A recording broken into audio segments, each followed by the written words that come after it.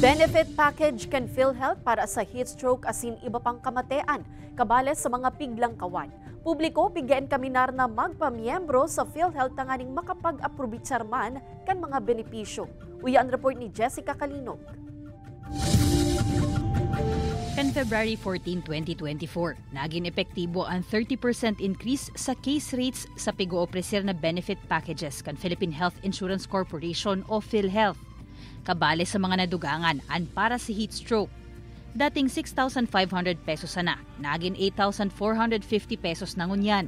Sakto man ang pagiging epektibo kaini sa tahaw kan namamatay ang halangkaw na temperatura sa nasyon.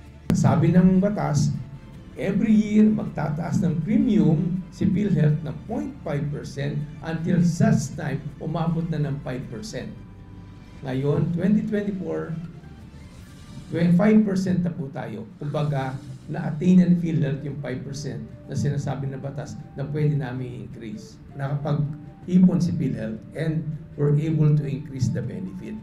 Igwa man in-increase magin sa iba pang mga helang asin kondisyon na kaipuhan ning medical na atensyon. Posible pa ining madagdagan ngunya na taon. Alagad ang gabos na benepisyong ini, maaaprovitsaran sana kun an individual, miyembro kan PhilHealth, arog kan 68 anyos na si Tatay Joel.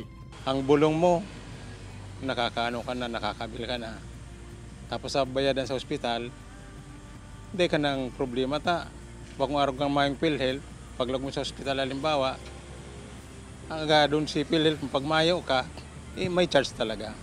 Kan 2023, nasa 4.19 billion pesos ang nabayadan kan PhilHealth Region 5 para sa 548,670 claims kan maniba-ibang benefit packages sa bilog na rehiyon. Padagos man ang pag-enkaminar kan ahensya sa publiko na magmiyembro nganing maka-aprobitsar man kan mga pigo-opreser na benepisyo en kasong kaipuhanon sa maabot na panahon. Sabi ng mga ibang miyembro, bayad ako ng bayad, hindi naman ako nagkakasakit. Bakit pa ako magbabayad? Now, eto na po, primary healthcare or konsultasyon, sulit at tama.